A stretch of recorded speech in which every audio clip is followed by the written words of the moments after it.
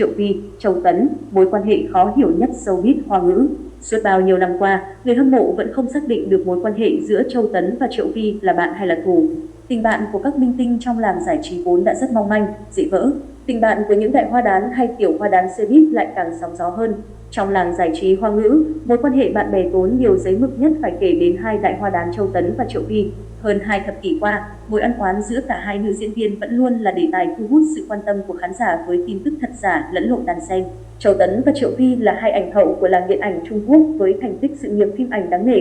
Từ mối quan hệ đồng nghiệp, cả hai trở thành bạn bè thân thiết nhờ Trần Khôn. Không ai ngờ sau này Trần Khôn lại là người khó xử nhất khi đứng giữa Triệu Vi và Châu Tấn. Tình bạn 10 năm của Triệu Vi và Châu Tấn. Triệu Vi cùng Trần Khôn và Huỳnh Hiểu Minh là bạn học chung lớp ở Học viện Điện ảnh Bắc Kinh. Mối quan hệ của cả ba thân thiết tới mức khiến nhiều người phải ghen tị. Mỗi khi Triệu Vi cần, Trần Khôn và Huỳnh Hiểu Minh chính là những người đầu tiên có mặt giúp đỡ nàng én nhỏ. Năm 2001, Triệu Vi quay phim Tân Dòng sông Ly Biệt ở Thượng Hải. Trùng hợp là lúc này Trần Khôn cũng quay Như Sương Như Mưa Lại Như Gió tại đây cùng Châu Tấn. Vốn coi Châu Tấn như tri kỷ, Trần Khôn đã rủ nữ diễn viên đi ăn tối cùng cô bạn thân từ thời đại học của mình là Triệu Vi. Từ đây, cả ba bắt đầu hình thành một tình bạn khăng khít không thể tách rời. Ngay khi được Trần Khôn giới thiệu, cả hai đã rất hợp nhau. Triệu Vi và Châu Tấn đều là những người đã trưởng thành, họ có đầu óc khá đơn giản. Triệu Vi thỉnh thoảng sẽ rủ Châu Tấn cùng đi uống rượu, trò chuyện đến tận nửa đêm. Hai người rất thân thiết. Một nhân viên từng làm việc với Châu Tấn tiết lộ trên Sina. Đầu những năm 2000, sự nghiệp của bộ ba Triệu Vi, Trần Khôn, Châu Tấn cũng lên như diều gặp gió. Sau thành công của Như Sương Như Mưa Lại Như Gió, Trần Khôn và Châu Tấn tiếp tục đóng cặp trong Ban Giác và Cô Thợ May Trung Hoa. Bên cạnh đó, Châu Tấn còn liên tiếp gặt hái được thành công với hàng loạt phim điện ảnh như Bảo Bối Đang Yêu, Nếu Như Yêu, Dạ Yến. Lúc này, cô bạn Triệu Vi cũng không kém cạnh khi ghi dấu ấn với loạt tác phẩm điện ảnh đình đám như Gác Kiếm, Thiên Hạ Vô Song, Ngọc Quan Âm, Tình Nhân Kết. Mãi tới năm 2008, bộ ba Triệu Vi, Trần Khôn, Châu Tấn mới có dịp đóng chung trong Họa Bì. Trong thời gian đóng chung, Triệu Vi và Châu Tấn thường xuyên đi ăn cùng nhau sau giờ làm việc. Bộ phim thành công ngoài sức mong đợi cũng củng cố thêm mối quan hệ khăng khít bền chặt giữa ba người. Vào cuối năm 2008, cánh truyền thông bắt gặp Triệu Vi và Châu Tấn ăn mặc giản dị đi xem buổi hòa nhạc của Trương Chấn. Trong những bức ảnh được đăng tải, có thể thấy Triệu Vi và Châu Tấn rất vui vẻ, luôn cười rạng rỡ. Thỉnh thoảng, hai nàng đại hoa còn thủ thỉ trò chuyện về buổi hòa nhạc. Khi tới Đài Loan, Trung Quốc để quảng bá cho Họa Bì vào đầu năm 2009, Triệu Vi và Châu Tấn bị giới truyền thông chụp được hình ảnh đi ăn đêm. Điều này cho thấy tình bạn giữa cả hai rất khăng khít, bất hòa và ân oán kéo dài dai dẳng. Tình bạn của Châu Tấn và Triệu Vi trở nên bất hòa khi cả hai nhận lời đóng Họa Bì 2 vào năm 2012 cùng Trần Khôn. Lý do được truyền thông Trung Quốc nhận định là do sự cạnh tranh giữa hai người ngày trở nên khốc liệt hơn khiến tình bạn dần xấu đi và nhanh chóng nguội lạnh. Theo Sina, Triệu Vi và Châu Tấn bắt đầu xảy ra xung đột khi cạnh tranh cho vai diễn trong phim Yêu, Lớp của đạo diễn Nữ Thừa Trạch cũng được khởi quay trong năm 2012. Nữ chính của phim ban đầu được định là Châu Tấn, tuy nhiên không hiểu vì lý do gì về sau lại đổi thành Triệu Vi. Đại hoa họ Châu được cho là rất không hài lòng về điều này nhưng không nói thẳng mặt.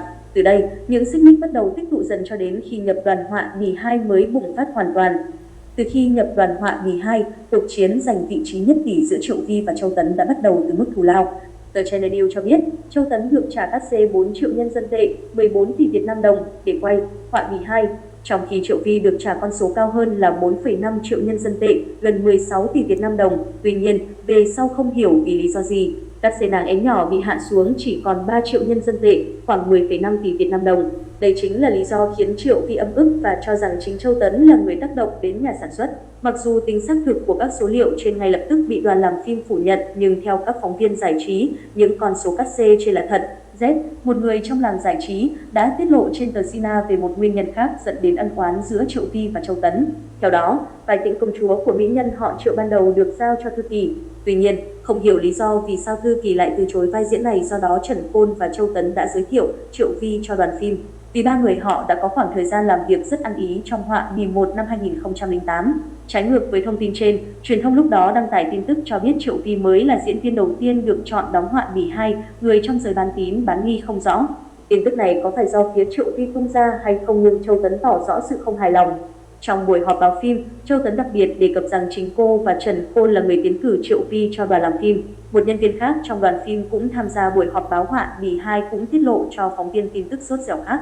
Mối quan hệ giữa ba người Triệu Vi, Trần Khôn, Châu Tấn vốn được biết đến rất tốt đẹp, nhưng trong hậu trường buổi họp báo, ngoại trừ việc chào hỏi các nhân viên trong đoàn, Châu Tấn và Trần Khôn ngồi trên ghế sofa trong phòng chờ nói chuyện thân mật, còn Triệu Vi thì đứng trong góc nói chuyện với nhân viên của mình. Không khí lúc đó rất kỳ lạ, người này cho biết. Sau buổi họp báo, theo yêu cầu của studio, các diễn viên đều nán lại đọc kịch bản, nhưng chỉ có duy nhất Triệu Vi rời khỏi và nói có việc phải làm. Từ chi tiết này, nhiều người đồn đoán mối quan hệ giữa hai chị Đại đã xảy ra xích mích. Tuy nhiên, mâu thuẫn được cho là lên đến đỉnh điểm nhất là hai nàng Đại Hoa đã có xích mích trực tiếp trên phim trường. Cụ thể, trong quá trình quay phim ở Hà Bắc, Triệu Vi và Châu Tấn đã đá vào ghế của nhau trong phòng thay đồ. Đầu tiên, Triệu Vi đá văng ghế của Châu Tấn khiến đàn chị rất tức giận và tra hỏi nữ diễn viên Hoàn Châu cách. Tuy nhiên, Triệu Vi trả lời rất phách lối và ngang ngược khiến Châu Tấn tức giận, trả đũa bằng cách đá vào ghế Triệu Vi. Bầu không khí lúc này được nhân viên hậu trường ví như sắp đóng băng.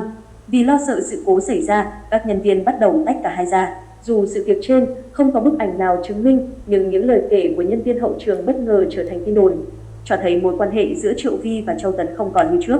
Khi tin đồn về ân oán giữa Châu Tấn và Triệu Vi trên phim trường được truyền ra, nhiều người trong ngành giải trí cho rằng đây là một trong những cách PR phim của ekip. Trong khi đó, phía đoàn phim liên tục phủ nhận những thông tin trên. Phía Triệu Vi và Châu Tấn cũng phủ nhận những tin đồn trên là vô căn cứ. Tờ Sina cũng cho biết lý do khác khiến mối quan hệ cả hai bất hòa do Triệu Vi không hài lòng với mối quan hệ thân thiết giữa Trần Khôn và Châu Tấn. Trong cuốn sách của mình, Trần Khôn gọi Triệu Vi là lão Triệu và coi cô bạn thân như một tấm gương phản chiếu, chứng kiến sự trưởng thành của anh. Còn Kiều Tấn, Châu Tấn là một người thân, người bạn tri kỷ.